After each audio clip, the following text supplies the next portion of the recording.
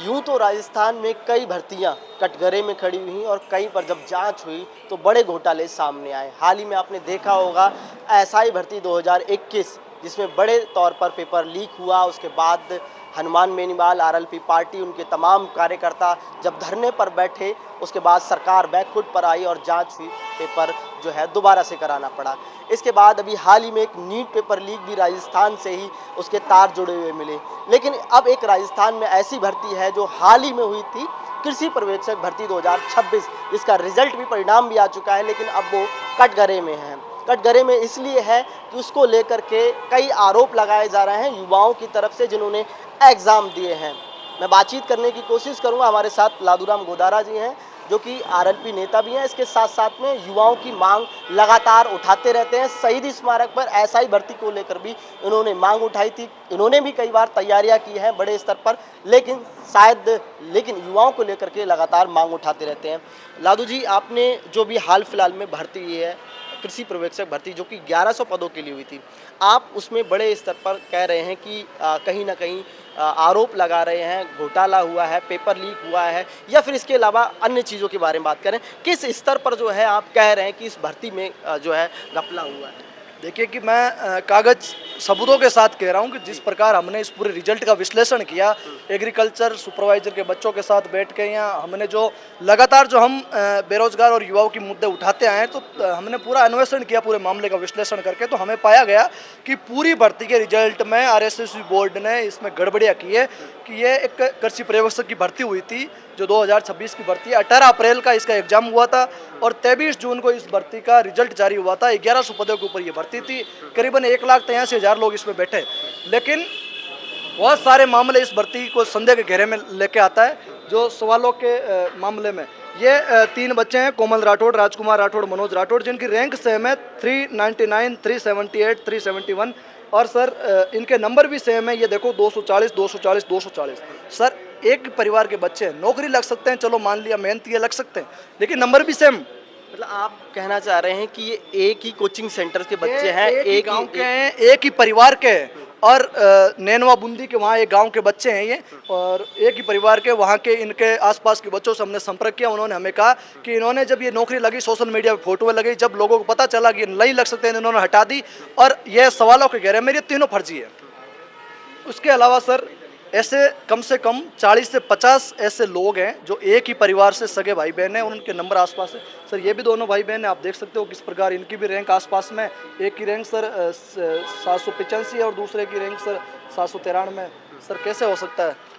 Sir ये भी दोनों सगे भाई बहन हैं, सर ये भी दोनों हैं। ऐसे में 15-20 केस तो आपको दे रहा हूँ। कितने ऐसे होंगे जो 40 के आसपास बच्चे हैं जो एक ही परिवार से हैं और वो लग गए, और इनके नंबर भी सेम आ रहे हैं। सर 1-2 केस में चमत्कार हो सकता है, लेकिन सारे केसेज में ऐसे थोड़ी हो सकता है। Sir not possible. 40 से 50 बच्चे ऐसे हैं जो एक ही परिवार के हैं और एक ही गांव के आसपास के हैं, और सेम जो है उनकी रैंक है आगे पीछे। तो क्या माना जाए कि ये कोचिंग की गड़बड़ी है, या फिर पेपर लीक हुआ है, या कोई और जो है बड़ा? देखिए, अगर हम ये नहीं कहते, लेकिन हम ये कह रहे हैं कि बोर्ड के अंदर घपला हुआ है, पूरी गड़बड़ियाँ हुई है, अनियमितता हुई, उसकी जांच की हम लोग डिमांड कर रहे हैं। अब वो कोचिंग स्टूडेंट से हुई है, पेपर पहले आके हुई है, या सेंटर सेटिंग हुआ है, या फिर ओमार बदली गई है, या उनके रिजल्ट में हेराफेरी की है एडिटिंग में। क्योंकि सर एडिटिंग का हम भी बेसिक इसलिए लगा रहे हैं कि जो इन्होंने रिजल्ट जारी किया था 23 जून को, जो PDF है, उस PDF का एक है, ये एक बच्चा है सर विकास कुमावत, 352 रैंक। इस बच्चे का फ़ॉन्ट देख लीजिए आप, और इस बच्चे के फादर का नाम का फ़ॉन्ट देख लीजिए, सेम है, लेकिन इस बच्चे के मदर का नाम देख लीजिए थोड़ा सा बड़े फ़ॉन्ट साइज में। सर ये कैसे मिस्टेक हो रहा है? इसमें जो फॉन्ट है वो अलग अलग है, यानी कि जब रिजल्ट आता है, PDF आती है, तो सबकी सेम आनी चाहिए, लेकिन कहीं ना कहीं जो आप देख सकते हैं इन्होंने जो है डार्क भी कर रखा है, और वहाँ पर देख सकते हैं कि कहीं ना कहीं आगे पीछे जो है अल्फ़ाबेट है उनमें चेंजेस है। और ये एक नहीं है, कई सारे केसेज है। जैसे ये दोनों एक परिवार से, ये एक ही सेंटर से इतने लोग लगे हैं सर, एक ही सेंटर से। ये दोनों PDF है जो एक ही सेंटर से लगे, जो आप देख सकते हो, जिनके सबके नंबर आसपास है सर 233, 37, 18, 25, 33, 41, सबके सेम नंबर 230 से 40 के बीच में। ये भी एक सेंटर से हैं। सबसे ज़्यादा मीणा ही मीणा, धाकड़ नागड़, ये इस प्रकार के लगेंगे। कहाँ के सेंटर है, किस जिले के हैं? बूंदी साइड के वहाँ के सेंटर बता रहे हैं, पूर्वी इलाके के, कि भाई उस साइड के, क्योंकि ज़्यादातर उस कम्युनिटी के लोग यहाँ पे लगे हैं। तो ब्लेम ये कर रहे हैं। जैसे यहाँ भी नंबर आप देखोगे कि सर 222, 238, 240, 248, 218, सर बड़ा स्कैम। तो क्या माने, आपको लग रहा है कि आरएसबी में वहाँ गड़बड़ हुई है कर्मचारी चयन बोर्ड में, या फिर माने कि कोचिंग सेंटर्स की? फॉन्ट में गड़बड़ी सर, ये सारे बच्चों के फॉन्ट आप देख लो, सबकी बड़े साइज मारे, लेकिन यहाँ बीच बीच में ये छोटे फॉन्ट आ रहे हैं सर, क्यों? और सर एक दो केस ऐसे हैं जिसके अंदर मदर के नाम भी नहीं है। ये देखिए, सबसे बड़ी बात ये है कि एक दो केसेस ऐसे हैं, एक दो अभ्यर्थी ऐसे हैं जिनके मदर के नाम भी नहीं, इसके अंदर मेंशन नहीं है। ये आप देख सकते हैं, इन्होंने जो बिना बच्चा कहाँ से आया, मदर तो होगी ना, नाम क्यों छूटा? अगर एक बच्चा एक छोटी सी मिस्टेक कर देता है, वो अपनी ओमार में एग्जाम देते समय अगर नाम में छोटी मिस्टेक कर दे, गोला नहीं भरे, तो उसको नौकरी से बाहर कर दिया जाता है।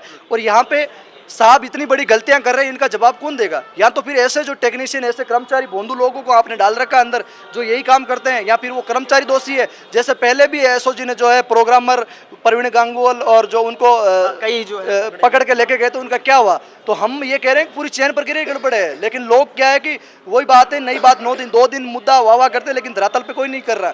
ये बड़ा कितने अभ्यर्थी ऐसे होंगे लगभग, अगर हम टोटल? ये एक दूसरा ये रहा बच्चा रणदीप कुमार, बलवीर सिंह, मदर का नाम नहीं है। कैसे हो सकता है भाई, मदर के बिना बच्चा कहाँ से है? कितने अभ्यर्थी ऐसे होंगे जो बच्चे करीबन मैं तो कह रहा हूँ 1100 पदों में से 500 के आसपास ऐसे हैं जो फर्जी लगे हैं। 500 का नंबर सर। ये देखिए, एक सर्विसमैन है तीनों, जिसकी रैंक देखिए 4013, 4014, 4015, सेम रैंक है ये, मतलब आप आसपास में। और दूसरी मजे की बात, और रैंक सेम है, नंबर भी सेम है सर। 139.8247, 139.8247, 139.8247, तीनों अलग अलग इलाके से है सर। बताओ, सेम। अब कैसे सर कर सके, जबकि तीनों के रोल नंबर अलग अलग है, अलग अलग इलाके के हैं, और आप ये कंटिन्यू बैठे थे ये, और तीनों के नंबर बताओ। आप क्या चाहते हैं? आपको क्या लग रहा है कि जो है पेपर लीक हुआ है, या फिर कोचिंग की तरफ से गड़बड़ियाँ हुई हैं, या फिर क्या कुछ होना? सर एक बच्चा, जब ये रिजल्ट जारी हुआ, तो ये बच्चा है जो गोवर्धन लाल शर्मा कृषि पर्यवेक्षक का, इसका ये रोल नंबर ये है। ये कह रहा है कि जब रिजल्ट जारी हुआ तो मेरा परिणाम 215.86 था, और उत्तर कुंजी जो बोर्ड ने फाइनल जारी की उसके हिसाब से मेरे नंबर आ रहे हैं 219.95। और ये बोर्ड में गया कि भाई मेरी जो है जांच का विषय, मेरी ओमार को दोबारा से जांच कीजिए। देखिए हमारे राजा, बोर्ड के राजा जी जो जवाब क्या दे रहे, there is no provision of revaluation and rechecking of OMR sheet. मतलब कोई भी ऐसा जो प्रोविजन नहीं है कि हम दोबारा से जो है ओमार को जांच कर सके, ये बोर्ड कह रहा है।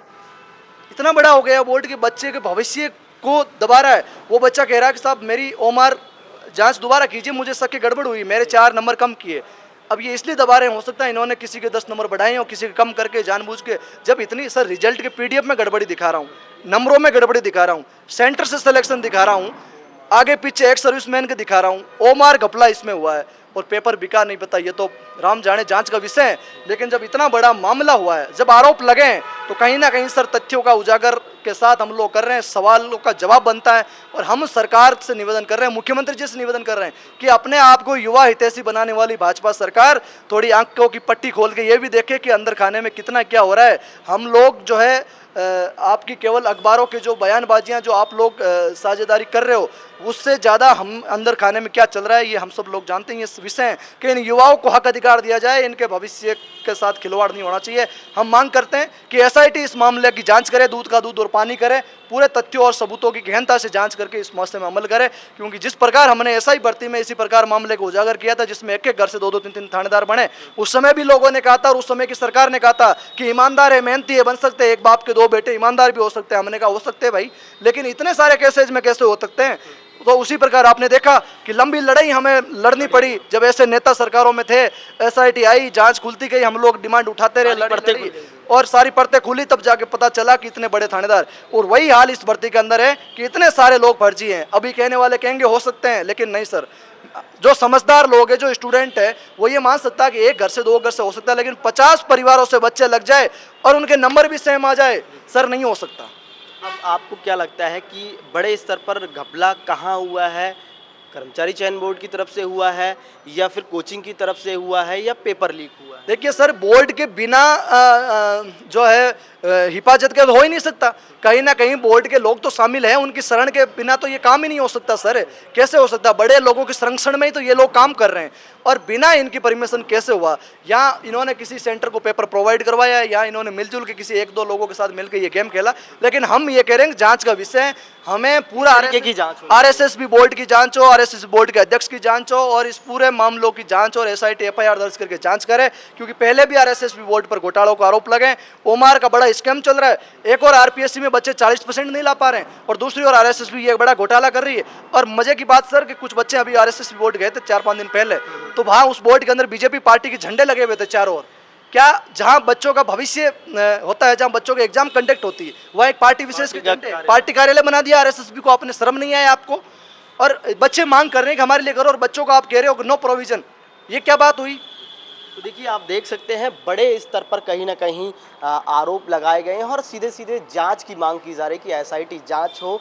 और तस्वीरों के माध्यम से आपने देखा कि एक ही परिवार के 3-3 लोग जो है सेलेक्टेड हो गए हैं, और 3-3 की बात नहीं है, मतलब एक ही जगह की अगर हम बात करें एक डिस्ट्रिक्ट की, तो करीब 50 से 60 ऐसे युवा मिलेंगे जो सेलेक्टेड हो चुके हैं, और जिनके जो नंबर है सीरीज़ है वो सब रोल नंबर आसपास में ही है, और जो कोचिंग सेंटर है वो एक ही जगह की है। और भी हम लोगों से, अभ्यर्थियों से बातचीत करने की कोशिश करेंगे। आपने भी कृषि पर्यवेक्षक का एग्जाम दिया? जी सर, जी सर। तो क्या लग रहा है कि इसमें बड़े स्तर पर घपला हुआ है, बड़े स्तर पर कहीं ना कहीं घोटाला हुआ है या पेपर लीक हुआ है? जी सर, जिस हिसाब से कट ऑफ गई है, जिस हिसाब से स्टूडेंट जैसे सेम माता पिता है, उस हिसाब से तो ऐसे ही लग रहा है कि बहुत बड़े स्तर पे हुई। क्योंकि 1100 में से लगभग 400-500 बच्चों का ऐसे नाम है जो शंका के आधार पे हम बता रहे हैं आपको। और जैसे कैपिटल नाम है लिस्ट में सारे के, और 11-12 जनों के ऐसे हैं जो स्मॉल लेटर में, जो कि शंका के आधार पे हम उस चीज़ को भी बता रहे हैं। तो क्या लग रहा है, क्या माना जा सकता है कि ये बोर्ड से गलतियां हुई हैं,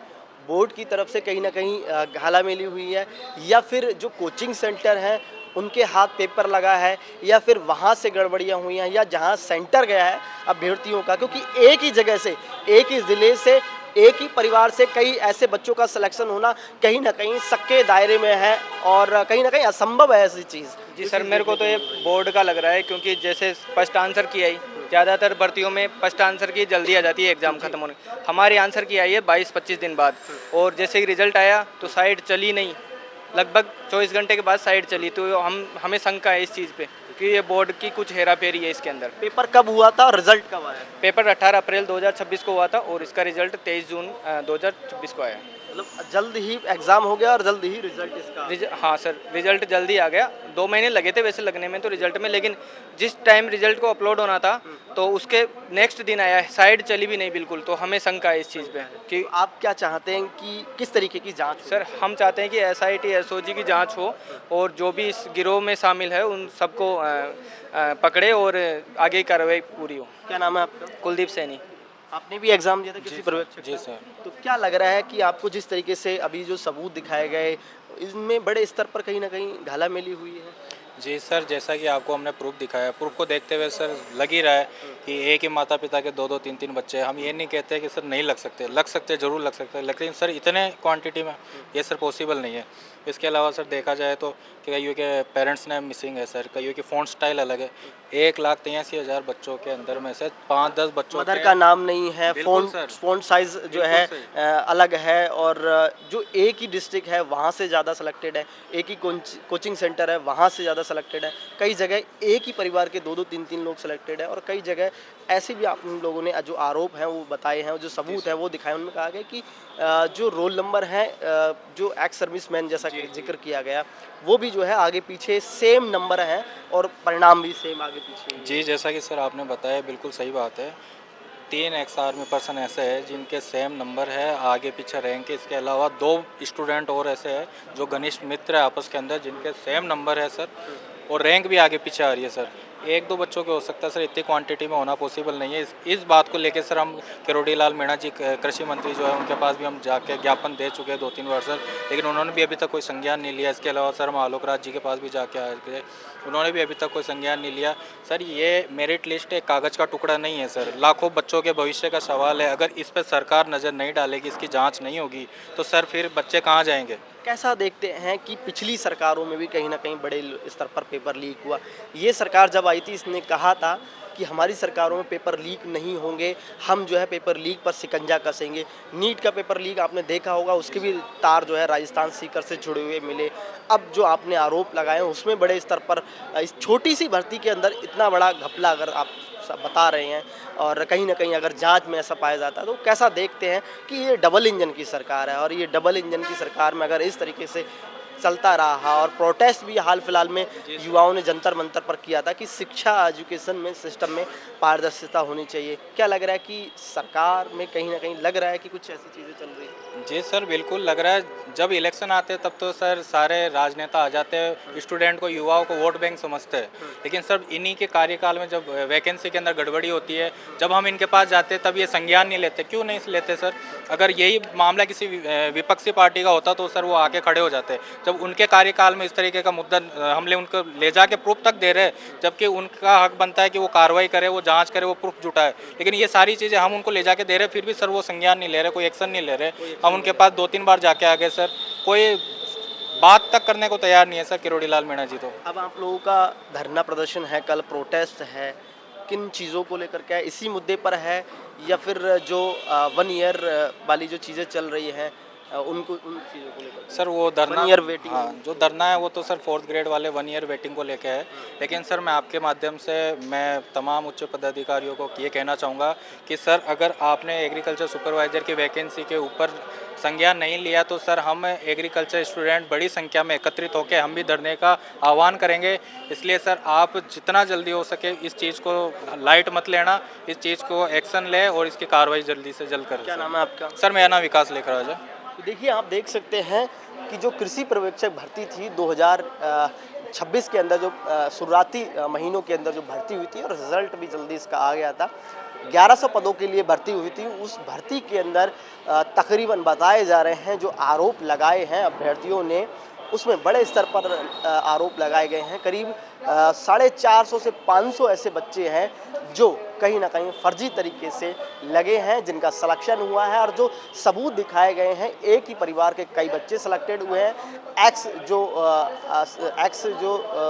सर्विसमैन है वो भी कहीं ना कहीं जो सीरियल नंबर है वो भी आगे पीछे दिखाई दे रहे हैं, रोल नंबर है और जो नंबर है वो कहीं ना कहीं आगे पीछे ही है।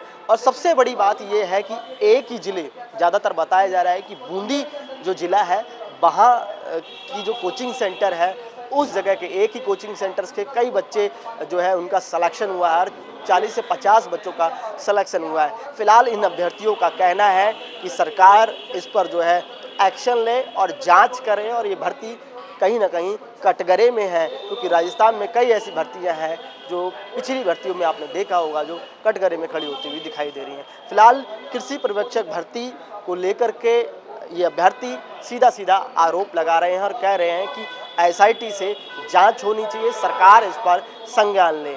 सहयोगी कैमरामैन राजेंद्र शर्मा के साथ महारव सिंह, पॉलिटिकल पंचायत, जयपुर।